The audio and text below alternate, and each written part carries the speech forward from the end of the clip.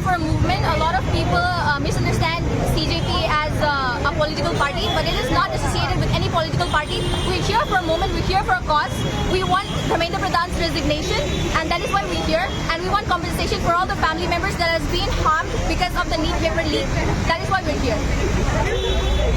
बातचीत करना चाहते थे तो अभिजीत जो मेजर लीडिंग रोल्स हैं वहाँ पे लोगों के सीजेपी पार्टी में, तो उन लोगों को बुलाया गया, बट कोई भी ऐसा इंसिडेंट नहीं हुआ जहाँ पे उन लोगों ने आके एक स्टेटमेंट में पहुंचे कि ये कराएंगे स्टूडेंट के लिए, ये करेंगे, कुछ होगा, कुछ भी डिसीजन नहीं हुआ था। बस वहाँ पे उन लोगों को ऐसा लग रहा था जैसे क्वारंटीन पे रखा हुआ है।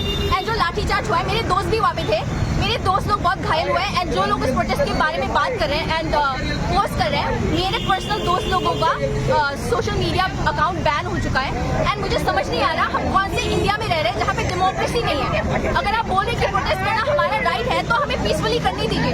आप पीसफुल प्रोटेस्ट में लाठीचार्ज कैसे मार सकते हैं बच्चों पे, मुझे समझ नहीं आता। एंड आपने टीयर गैस फेंका है, क्या कुछ नहीं किया।